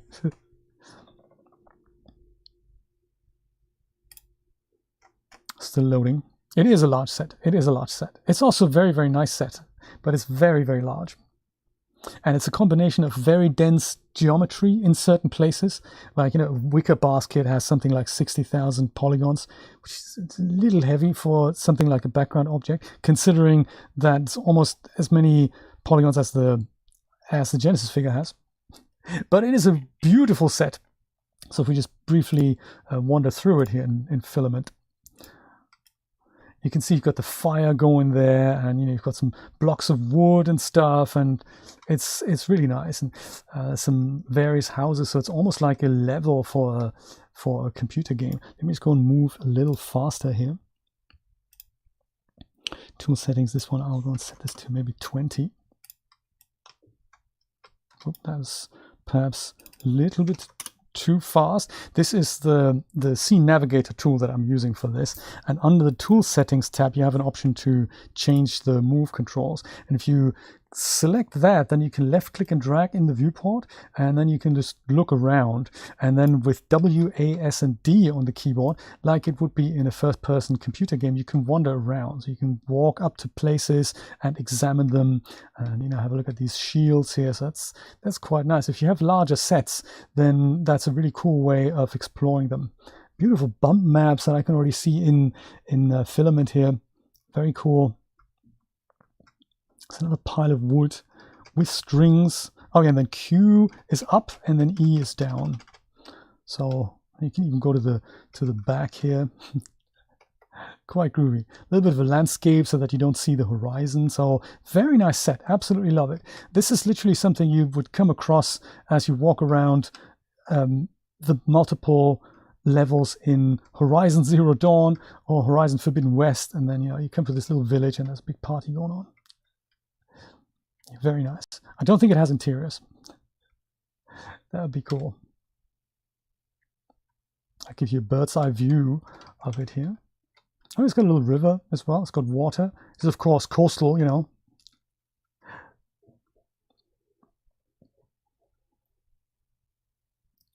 Quite groovy. Let's say we stick with this kind of bird's eye view here.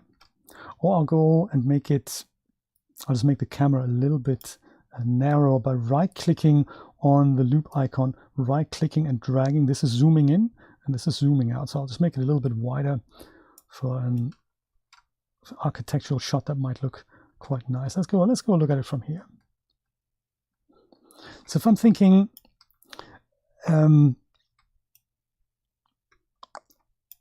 hey, this is great. I'd like to have a look at what this looks like in iRay.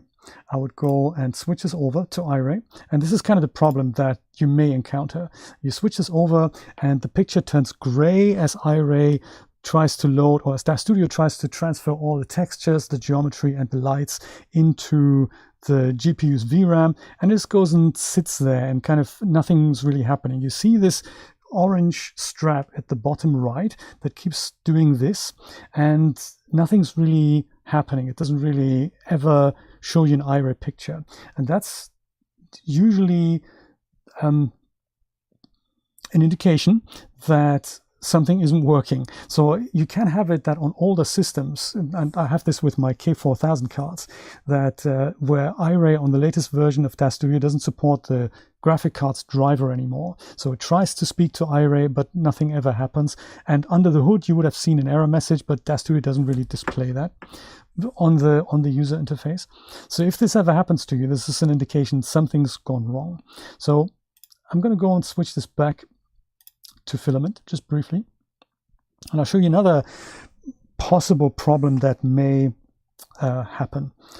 That is when you don't use the preview and you think, hey, I'm just going to go and do a render. I'm just going to go and press Control R, or you press the render button on the render settings tab, and we'll see what happens then. First of all, let's see if it comes back. There we go, it does. It's quite nice. Give it a second as Filament loads in one texture at a time, and this takes so long because the textures are rather large in this case. See if I can navigate. No, I need to go and let it do its thing.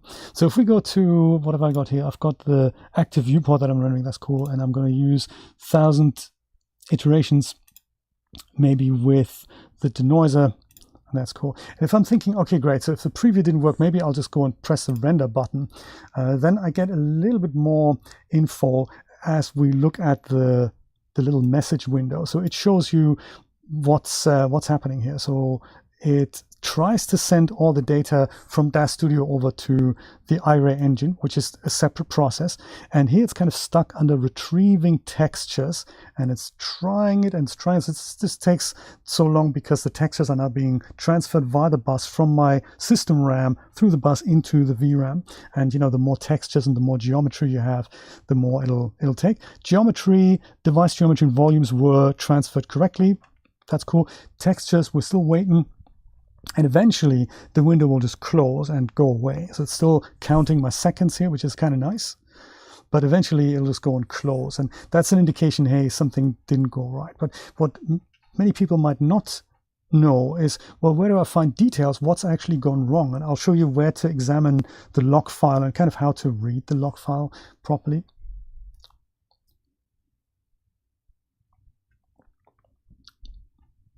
There we go. So I end up with nothing, and the render is technically finished, but there's really no picture I can do anything about. Maybe I was in the kitchen making some coffee or whatever, and you know, I'm presented with this, and it's just bizarre. So what'll always, and on any computer system that's the case, what'll always give you hints of what's gone wrong is the log file. And in Daz Studio we see that under Help, Troubleshooting, View Log File, and that'll just open up your standard text editor on the Mac. It'll be the text editor. On Windows it'll be the Notepad or something else you may have associated with it, and this is what it looks like. It often looks a little confusing because it shows you usually more than what we want to know. The most important messages that have just happened are always going to be at the bottom of the script. So scroll all the way to the bottom, and here I'll see something like a message that render info CUDA device 0, which is, can we see this actually? Let me go and make this a bit, move it over here. CUDA device 0, which was my NVIDIA RTX 3090, rendered with 0 iterations. It took 59 seconds, and that was that. So the more important messages might be slightly above that. In my case, I can see it's an internal rendering error. That is, you know, that's, we're getting there. Rendering didn't work. I got it. But why didn't it work? What didn't happen? And that's where I can go and examine these little messages here. So it tells me there was a CUDA out of memory error, and it tells me what device that was concerning and all the bits and pieces that the Ivar engine would have fed back to Daz Studio, and Daz Studio then wrote it down into this log file here. You can scroll further up and then just see how it happened. This was probably my Viewport preview, where it says available GPU memory has increased since out of memory failure, re-enabling CUDA device 0. That's kind of probably just, it didn't work in the Viewport. I switched it off. It then got re-enabled, but then it ran out of memory again. And that's kind of the problem. So we've got an out of memory error, and this is what that shows me. Slightly further up, it also shows you some other data about the scene. I think we've had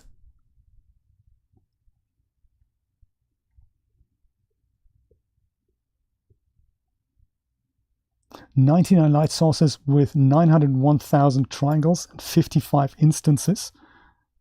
Geometry import 22 triangle objects with 6 million triangles each, 0 fiber objects with 0 fibers, 256 triangle instances yielding 14 million triangles each, and no fiber instances. So it's a heavy set is essentially what I'm saying. The reason why my computer failed to give me a picture at all was because I've disabled CPU rendering. So if I had switched that on, and if I had something called CPU fallback on, then I would have gotten a picture. But in case something does go wrong, I wouldn't have been the wiser had I not examined the log. So let me show you how my system is set up. So I kind of like this when there's no picture coming out. I know we can't render with the GPU. Daz Studio can be set to do it anyway and force rendering it on the CPU, which initiates the render process much faster, but it also takes a lot longer for it to render. So even very fast CPUs are no match for moderate GPUs in this day and age. So on the render settings tab, there's these 3 tabs at the top here, and under the advanced tab under hardware, I can see what devices I currently have enabled. So I've got 3090, this is the only GPU in my system at the moment, and that's the only one that's enabled. I've disabled CPU, so if I just go and switch that on, then there's another option at the bottom. Interactive we're not using, but at the bottom here, allow CPU fallback, and it would require a restart. I don't have that enabled for that reason, that I'd like to know if something doesn't work on my GPU, then I'd like to know early rather than later. So what I can do now with just all this left on, I can just disable my GPU and just leave it on the CPU. That's one option to work with this, and then just go and quickly hit Control R and render it, and you'll notice that it'll be a little bit different. So it'll be the loading of the textures is going to be much faster because they're already in my system RAM, right? Retrieving textures, they're kind of, it's gonna go away much faster, and then the render is going to start. But of course, what's also going to happen is that my render is going to take a little bit longer, because unless I need to enable this as well. Sorry about that. Interactive, I thought I wasn't using that, but maybe I just need to disable the CUDA, the GPU on both, and then go and enable CPU on both, and then it'll usually start rendering much faster. And that's one fast way of fixing it. But know that this isn't going to render quite as fast.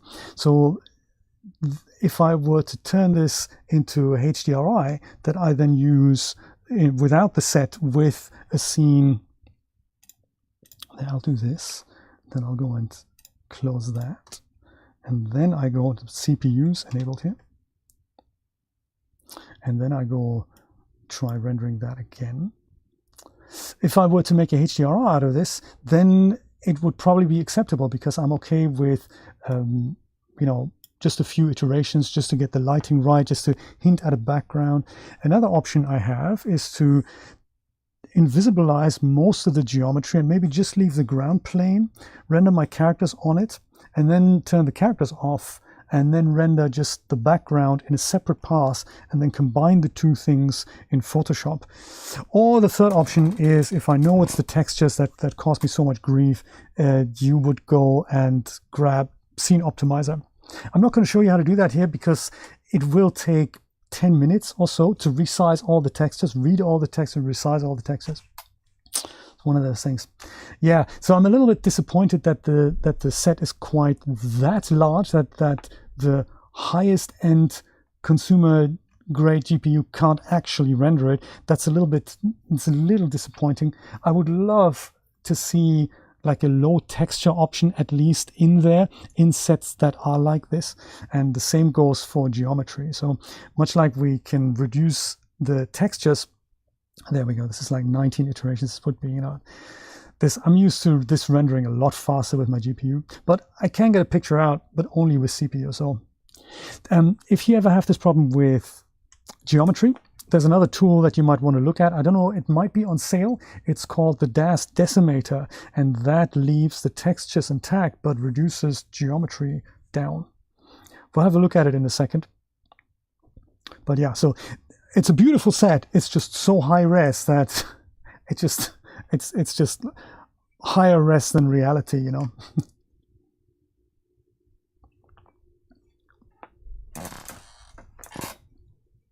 Felsenstein, how you doing? Good to see you. This one doesn't actually come in modules. Like Stonemason had a set that is called the Big City, I think, what's it called? Urban Sprawl number 3.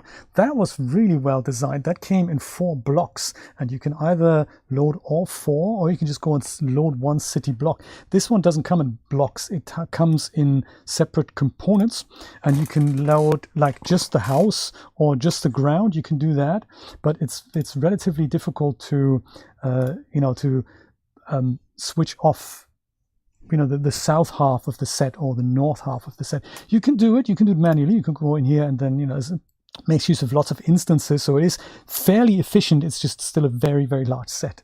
So yeah, it makes use of good use of instances here. but I feel there is more room for improvement for the hardware that most people have, I feel. So yeah, you could go in here under props. You have every single prop by itself. If ever you wanted to go through this and say, well, you know, what is dense geometry? Like if you click on just the house here, you can go to the geometry editor and then head over to the tool settings tab, and then you can ignore surfaces here. And on the face groups, in this case, you'll see the whole geometry count. So this house has 443,000 triangles. So it's a very detailed house. So if you were to go through this and say, okay, like the textures, that's one thing, the scene optimizer will take care of it. Maybe I need this house, or I want to use it for a different scene, but I need it as a, you know, as a low res version. Then the Daz Decimator can help you bring this number down while not touching the textures. That's kind of cool. So you can then get away with nicely done normal maps that imply more detail than there's actually there. Like say if I switch to the house mud, this one's got 260,000 polygons. House pit, that's got 82,000. So it's heavy both on the textures as well as the geometries. And then these are instances, so they're not going to count. They're not going to display a face count here. Fences also, you can just go through it and see 10,000 for the fence, and this one's got the broken exit, 16,000. So you can go through this and then, you know, make an educated guess as to what you might want to reduce with Decimator if the geometry is too heavy, like if you wanted to bring this into a game engine or something. But yeah, what prevents this from being rendered on the GPU is mainly the texture. So they indeed, what Mick was saying, they exceed 24 gigabytes of VRAM. I don't know what the total is, but yeah, they certainly exceed it. But just on this note, just in the last 5 minutes here, let me go and once again, if you wanted to render this out and you wanted to use this set, consider putting 1 or 2 cameras into it, render them out as spherical cameras, and then render yourself a HDRI, and then import that into your scene, and then render the characters with the HDRI. So that's an option. Or you go through this and then disable things like, you know, the house and anything that you don't need, and just the stuff that you do need, leave that in place, like the ground, for example. Render that with the characters, and then you go and disable the ground, enable the rest of the set, and then render that with the CPU, and then go and combine these two things. And we go and delete the whole camp. Or in fact, maybe just go and create a new scene, and I'll show you briefly how the Decimator works, because it does work on large scenes as well, but we would literally be sitting here for a while the Decimator goes through every object in the scene. So I'm going to show you the principle for a single object, but just know it does also work with multiple objects. So let's say we grab the shield here, shield clean, or shield plank. Let's do that, shield plank. Load that in. Hello shield, how you doing? Very good to see you. And this is probably a good example because it'll be really fast for the Decimator to calculate this. So under tool settings, I can see it only has 6,000 polygons here, so it doesn't really need reducing. But if I needed something even lower res and I don't need it quite that heavy, then this is how the Decimator would do it.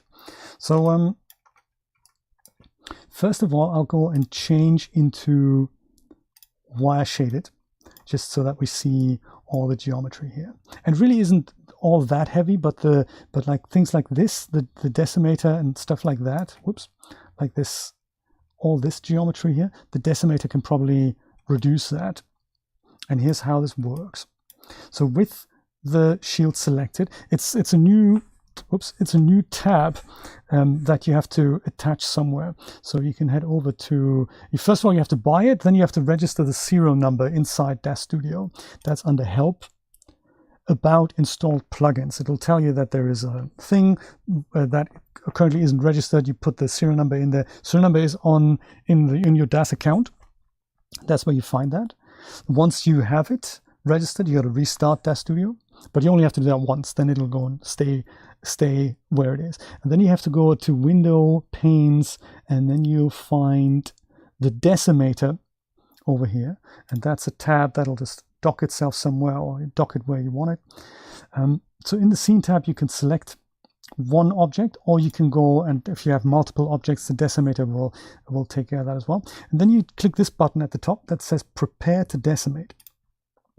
It'll take a few seconds, and then it'll show you here that it has the overall resolution, or the overall polygons in the scene. And then you also have the resolution for this particular object down here. So if you had multiple objects, you'll have multiple objects that you can fiddle with. So in my case, it doesn't make a difference if I do it on the overall or on the particular object, but if you had multiple, you can say, hey, I want to reduce this, but not that. That's why that's kind of cool. So if I wanted to go and reduce this down either by a percentage, I can go and type in, say, 50%, hit enter, and then you'll see that some of these triangles have gone away, and also the geometry count. So these are the polygons here, and this is just the overall percentage. So that's now half of that. You can try it percentage-wise. You can say 20%. And you can see eventually, if you go really low, you'll see artifacts that happen, but it'll also save you a lot of bits and pieces here. Or you can say, I want this to be 1,000 polygons or thereabouts. You can type that in as well, and then it'll go and do its best to try that. So there are no options on the Decimator that let you do things like different algorithms for reducing an object, like Blender has that. So this has only got one. But if you say we're happy with 15%, if you're happy, then you can either create done, or you can say create LOD, and that's kind of the magic behind this. If I say create LOD, a little option comes up, and I'll call this low res shield, or just low res, maybe low res, or you can give it something like a number 1.6K that you remember what resolution level that is. I'm going to just say low res, hit OK, and then we're done with the Decimator. So just click done, and that's that. So the cool thing now is that my textures haven't been touched, and even though this is now a lower res object, it doesn't really look like that much has happened when I see it as a 3D object. So if I select it, you can switch between the original resolution and the low res version on the parameters tab under mesh resolution, much like you can switch on a character high res to base res. So we still have the base res, which it was before, and now we have an additional level of detail, which is the low res version. And that is very beautiful that you can do that right inside Daz Studio. So if I go and switch this back to base, this is now the higher res geometry, and you do see that there's some, planar changes happening there. And you can also go and switch this to base res or low res. And then, if this is enough for your purposes, then it's all good.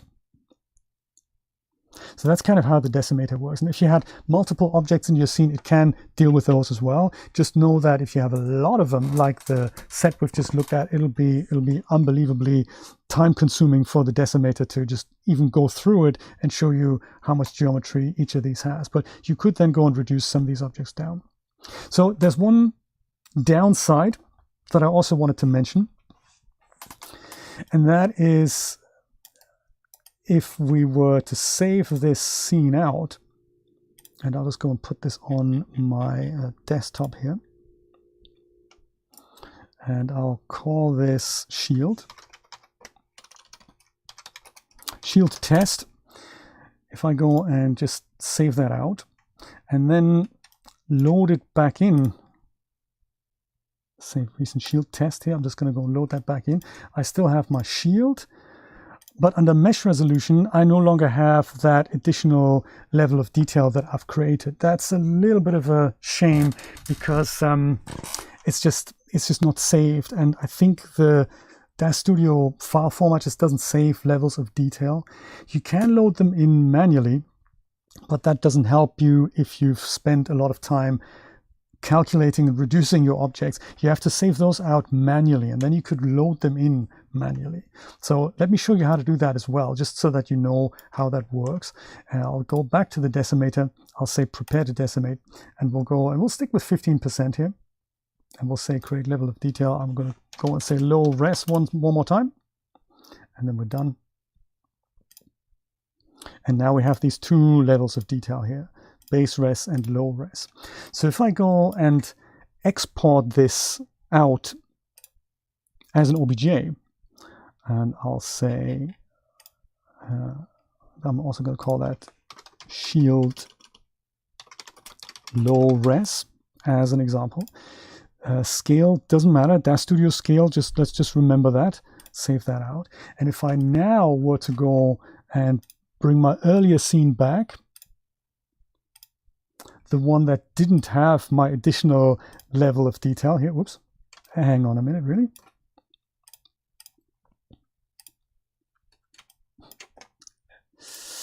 Yes, shield test, there we go. That now doesn't have my additional level of detail. I still have my OBJ that describes the lower res geometry. I can load that in and attach it to this object. So that's an interesting concept there. I don't know if there's a script that does this for multiple objects. I haven't found one, but that might be a good idea for a product creator. If one of you is good into scripting, have something that attaches multiple levels of detail to multiple objects in your scene. So I can now go ahead and head over to, with my shield selected, edit, object, geometry, add level of detail. And when I do that, it gives me the option to browse places. So I'm going to go browse to my OBJ that I've exported here. So shield low res. I'll open that up and make sure I select the correct scale. Otherwise, that's going to be disaster. And then I'll hit accept. And now it says, well, what would you like to call that new level of detail? And I say, well, mine was called low res, so I'm going to stick with that. Hit OK. And now I have it back, and I can switch between them once again. It's just that I haven't found a way to save all my calculations with a DUF file. So maybe there is a script, but yes, Totte, I was thinking that might be awesome. So if you had multiple objects, Decimator would just bring them all up, and it'll let you reduce them all in one fair swoop, but there's no way to export every object separately at a lower detail and then re-import them, reattach them to the same one. So that would be so cool. Oh, can you? That's cool. I mean, you can probably export the whole scene, but would it attach itself to every single object, like if you had separate objects? Something, you know, something else that we need to take care of. Let me have a look if we had any questions. My moderators were very kind and condensed some questions here. See if I can get through them. Oh, we have answered most of them. That is very cool.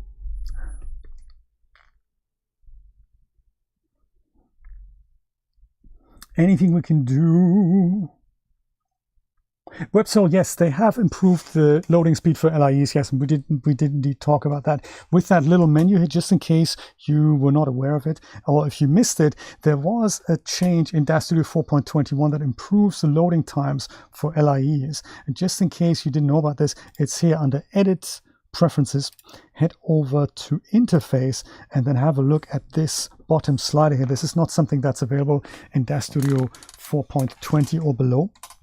And if you change this to not compress images, then you will still incur the loading, combining, saving out process, but you will not incur essentially like a loading time penalty by your computer having to recompress images. That, you know, it all adds up.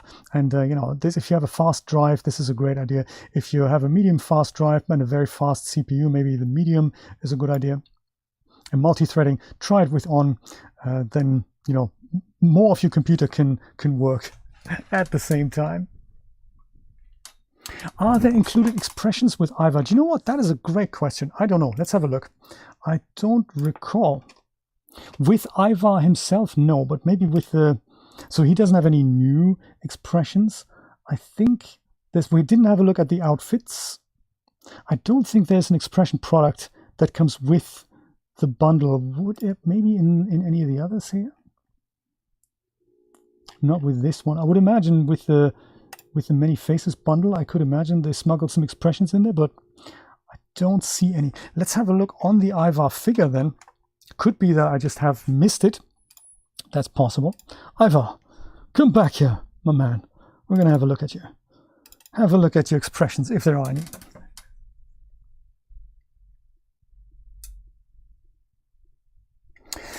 How much memory does a 1490 have, Nico? Do you know? All I know is I'm not going to buy one for now. I'm not sure how much VRAM they have. Was it higher than 24?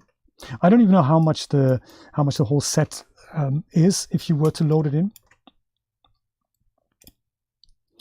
So we would go to my actor head. Oh, sorry, actually not actor. It's in pose controls. Head expressions. Anything Ivar coming up? No special expressions for Ivar. But the regular Genesis 9 expressions will, of course, work on Ivar. If he's disgusted or if he's fearful or excited. So all of those will work. So anything that works on the base Genesis 9 figure will also work on Ivar. Yeah, pick up the Genesis 9 expressions. They come with so many cool expressions, but there's also great products by J. Wolf and by so many others. Emotional.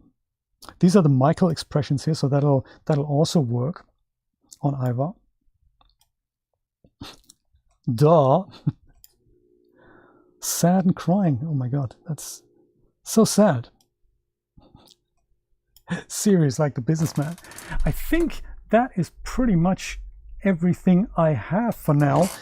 If you do have any other questions, or if you're watching the recording of this stream, then please let me know in the comments. I will read them all, and I will answer them if I can, even turn it into little new videos that we're going to put up on the Daz channel if I can. My friends, it was wonderful to have you here. Have fun with Ivar or with anything else that you make in Daz Studio. Don't forget that if you render something and you want to share it with the world, hashtag it with Daz Studio on social media, and I'd love to have a look at it. You can also @ me @VersLewis on Twitter, and that's pretty much the only social networking thing I use. And let me have a look at it, and I'd love to see things. If you're more in the mood for more 3D things, then drop by Chris's stream. Chris is a developer who makes things in Blender and brings things into Daz Studio. He makes clothing, he makes shoes, he makes little sets, he makes it all, and he has a Saturday night social at 8 p.m. Eastern Standard Time, starting in about 2 hours. If you want to drop by, if you want to show off your art, that is a perfect place to do this. Julia is going to give you a link in a moment. Thank you so much for being here and dropping by, and I hope I will see you next time. Take care, my friends. Bye-bye.